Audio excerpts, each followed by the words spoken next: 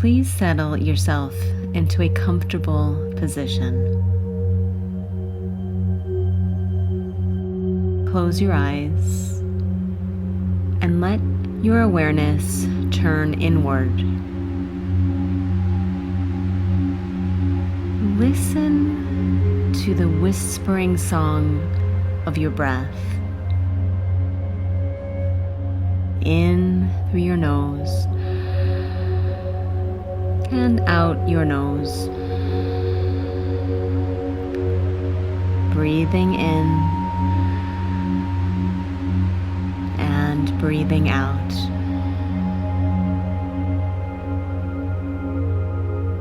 Feeling the rise and fall of your chest as you inhale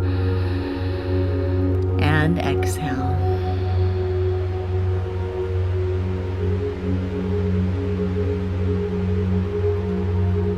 Now, relax into the essence of love, of self-love. Let your body release any tension that it may have been holding in your shoulders, your jaw, your arms, chest, legs, your hands and your feet.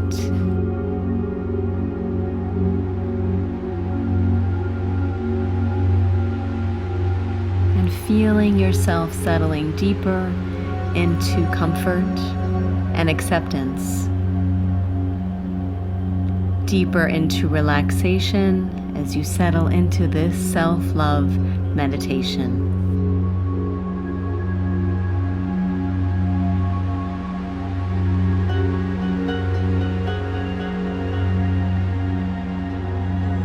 One of my favorite quotes about love comes from Ravi Shankar.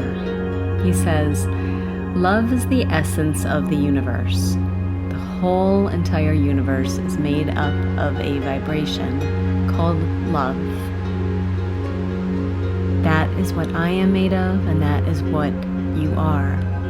You are love. I am love. It is our very existence."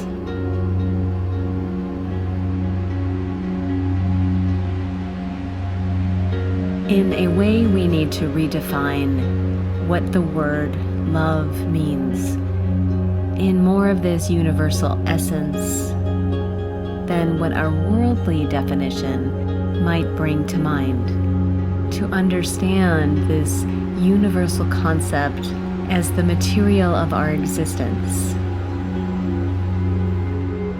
There's also a clever myth that I love, and it goes like this. When the universe was first created and everything was put in its place, the Creator then thought, where do I put love? I don't want to leave it lying around anywhere. It should be in a place where only those who are truly deserving can find it. Some celestial beings suggested hiding it at the bottom of the ocean, but the Creator said, no, people will build submarines eventually and they'll find it there. Some other celestial beings wanted to hide it in the stars, but again, the Creator said that I bet spaceships will be built and people will again eventually find it there. So finally the Creator said, let's hide it deep within every person's heart. Only the sincere seekers will think of looking there. And even though this is a story and a myth, it does illustrate how so often we search for love in all the wrong places, when all we have to do is look within. It's important to understand that this life force, love, is not the superficial emotion that we often refer to as love. Emotional love, it comes and goes. It puts us on a roller coaster of does he love me, does she love me, does she not love me? And the essence of love that we're referring to here does not come and go. It is always, and it always will be This love is eternal. It has no desires, no conditions, no needs. It can dissolve boundaries and hate, as well as heal disease. Funny enough, just last week, I had an energy reading of my chakras on an analytical mechanical device that a friend of mine is launching.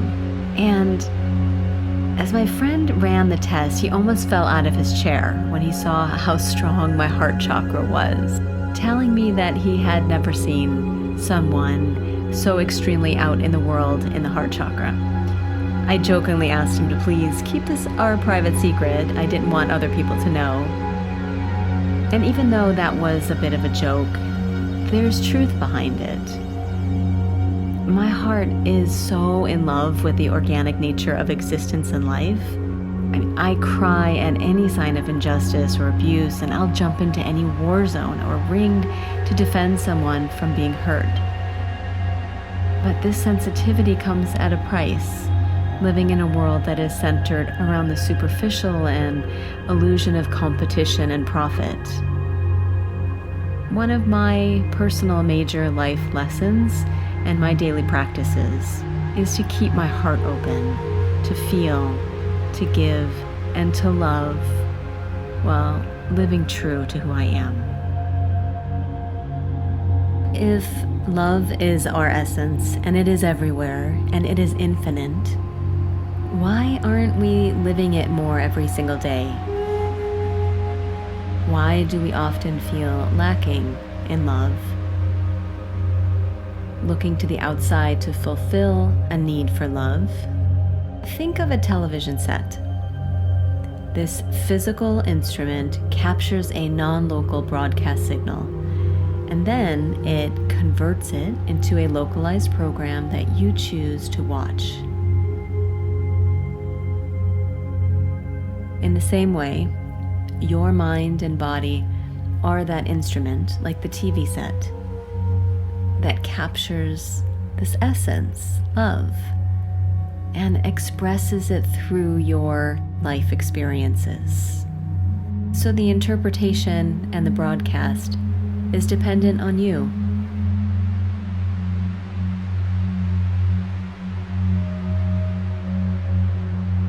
You see, we don't have to run around searching for love. We just need to purify and open our instrument, allowing love to flow freely. Then, as the Vedas tell us, everything becomes ours. We become connected to everything. The ignorant person dreams of material possessions. The intelligent person dreams of enlightenment, but the wise person just loves, and everything flows to him or her. A useful place to begin is through cultivating the impersonal aspect of love. Personal human love can be confusing. If we just try to love everyone, we quickly get caught up in the mental games around, yeah, but, and we begin categorizing all sorts of exceptions as to why we should or shouldn't love others. You know, the boss who can be a prick, or the demanding, bitter, jealous family member, the public figure constantly caught up in lies and scandal, or the murderer. So for now, let's just set the whole difficult concept of personal love aside.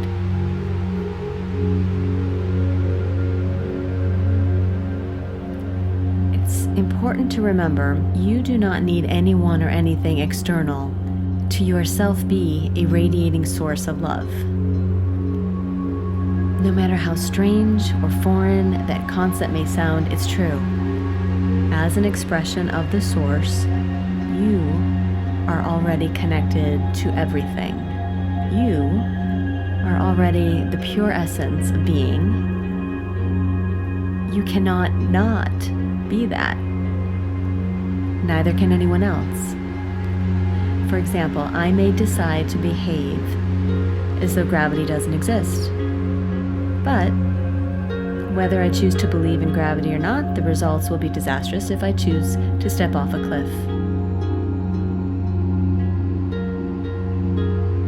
Since we already are that pure essence of being, our work is not complicated, but as you know, it can be challenging depending on our life experiences and our beliefs. It makes sense to me, in a manner consistent with our divine essence, if love really is our inner light that sees the light of Source in everything and in everyone, then we begin our work by looking for that, overriding our human ego that gets stuck in superficial judgments. It's okay, and it's completely part of all of our growth. If you look at someone and you can't see the good spark within them, at least you tried and you were honest. So be still for a moment and remember that each of us began this human journey as a helpless newborn baby. That pure essence of being, which shone so brightly when we were younger, is still in there. It's just covered up with years of pain, loss, and disappointments. I want you to think of love as a pure, vast, endless ocean, flowing effortlessly in all directions. And when we impose our likes and our dislikes onto that ocean, we paralyze and limit parts of the ocean from flowing. And when movement stagnates, density or even ice begins to block those areas. But when our love is unconditional, when it is fluid, when it is present and non-attached, the warmth of that love melts any obstacles or blockages limiting its expression.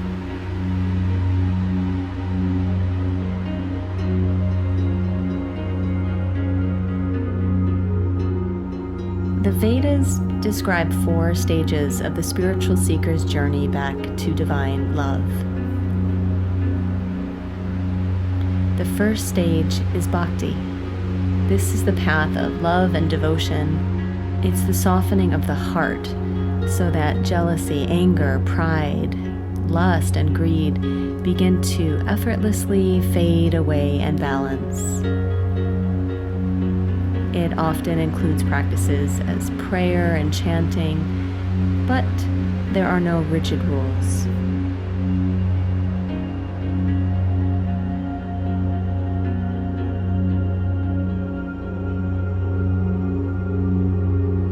The second stage is called Bhava Samadhi. This is a state of ecstatic consciousness where the emotions of the mind are channeled into a one-pointed concentration, and the practicer and observer experiences devotional ecstasy.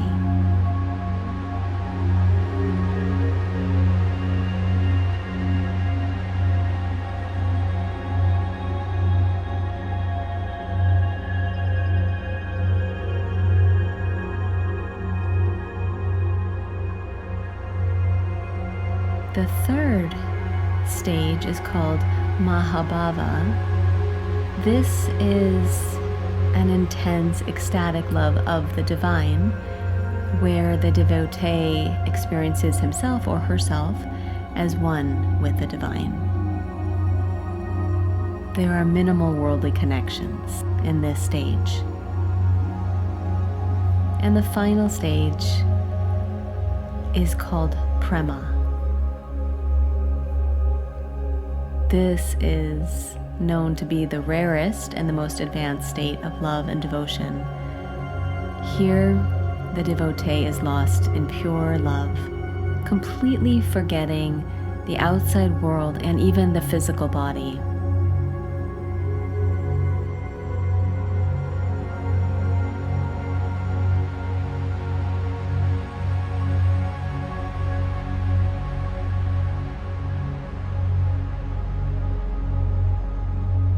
together, let's take this very first action in self-love right now.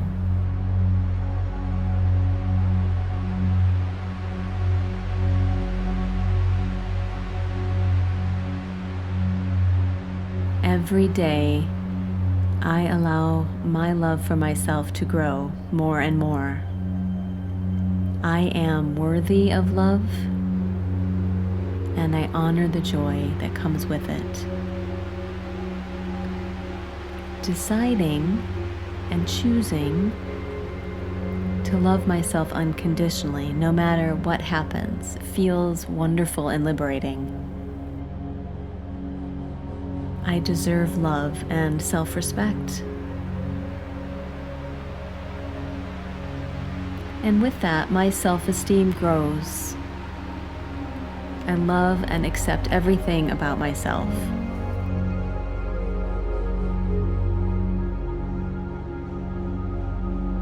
The more I love myself, the better my health becomes.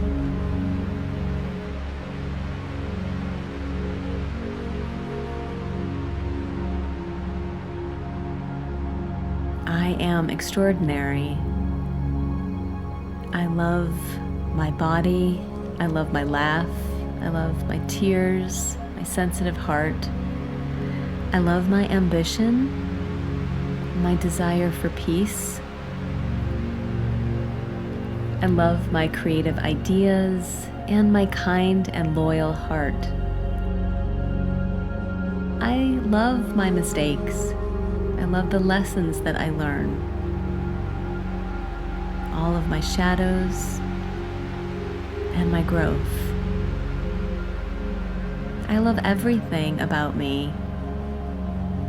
And even though I am constantly evolving, shedding old habits, acknowledging errors of my ways, I know that I am always a work in process. I love myself exactly the way I am right now. Please let this love wash over you. You are an amazing person of light. You do not need anything more or to do anything more to be worthy of this love. You must simply receive.